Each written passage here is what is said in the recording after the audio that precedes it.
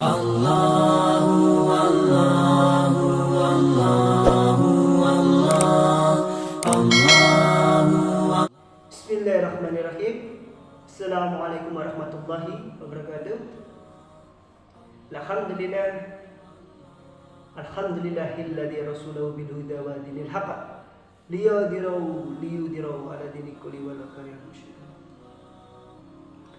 Bismillahirrahmanirrahim. Assalamualaikum warahmatullahi wabarakatuh. Alhamdulillah wahda wassalatu wassalamu ala rasulillah wa ala alihi washabihi wa mawala. La haula wa la quwata illa billahil aliyyil azim. Rabbi shrah li sadri wa yassir li amri wa hlul 'uqdatam min lisani yafqahu qawli. Nah, kita kembali lagi dengan channel Obi Anggraiwan. Kita akan membahas ilmu syariat Islam yang jarang dibahas oleh para alim ulama, para kiai atau guru-guru kita. Nah, pembahasan kali ini bagaimana tentang pandangan ustadz atau para alim ulama tentang fenomena Citayam Fashion Week, atau yang istilahnya kita kenal fashion show yang berada di jalanan. Nah, kalau kita mau berfatwa atau menghukumi sesuatu itu harus dilihat dari segi fikihnya juga, atau dilihat juga pertimbangan. Apakah maslahatnya lebih banyak, apakah mudaratnya juga lebih banyak. Nah, untuk khusus Citayam Fashion Week dan lain sebagainya, ini adalah sebuah tentang kegiatan anak muda ya. Tentu ada yang bersifat positif dan negatif.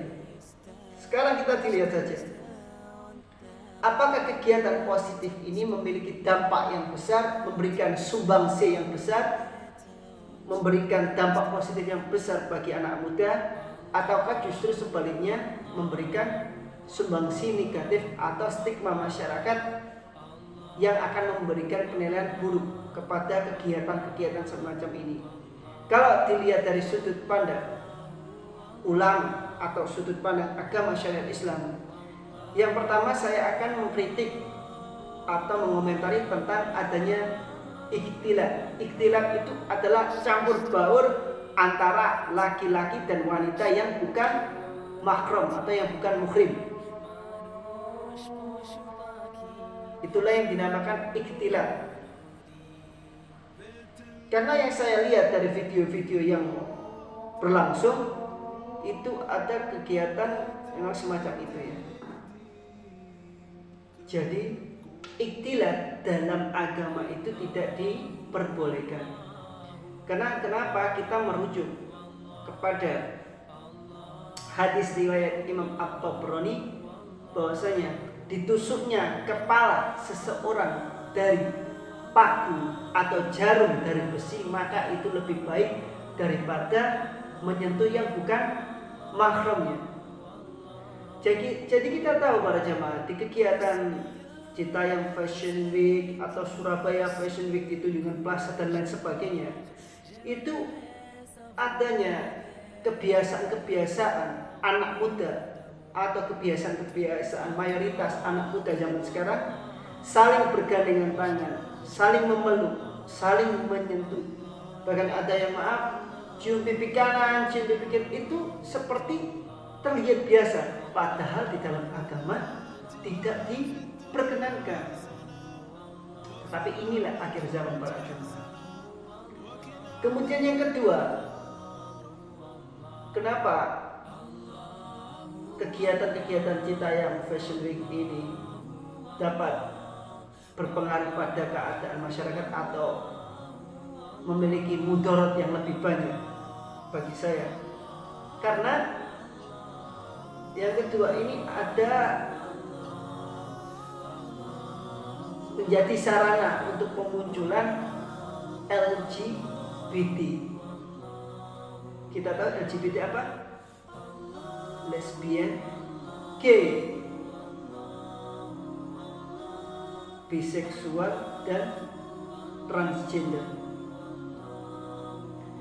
Jadi seolah-olah Citayam Fashion Week ini dijadikan momentum untuk para pelaku-pelaku LGBT ini untuk menunjukkan eksistensinya.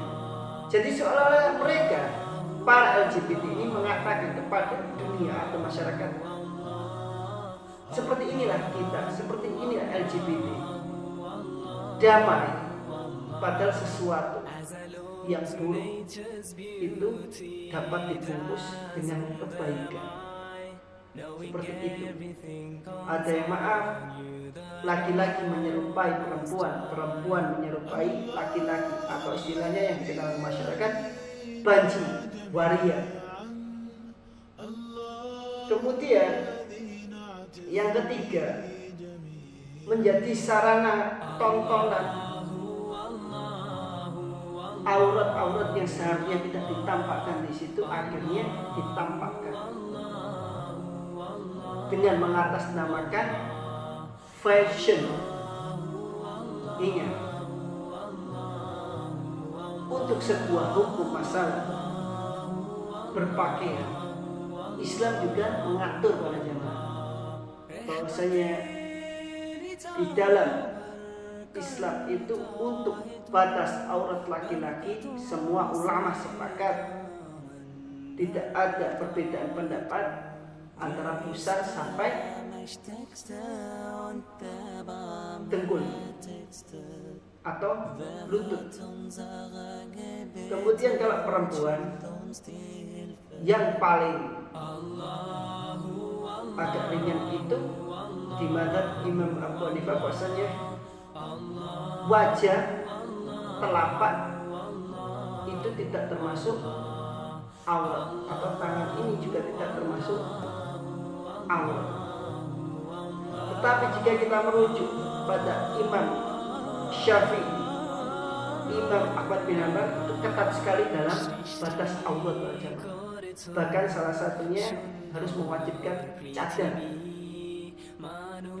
Nah, kemudian yang keempat, kenapa Citayam Fashion Week ini dapat memberikan mudarat yang banyak untuk keberlangsungan hidup masyarakat yang mayoritas Islam? Bahwasanya kegiatan semacam ini dapat mengganggu jalannya transportasi jalanan. Karena kenapa? Karena tempat yang digunakan itu jalanan umum,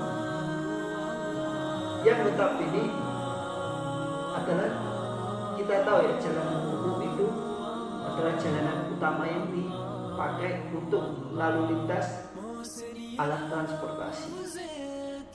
Jadi kalau ditanya para supir atau para pengendara mobil atau motor, jelas mereka terganggu.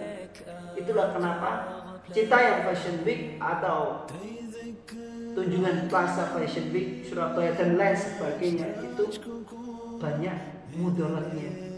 Ingat, banyak mudaratnya. Itulah yang mungkin bisa saya sampaikan tentang ilmu-ilmu syariat Islam yang mungkin jarang kita ketahui, jarang kita pelajari.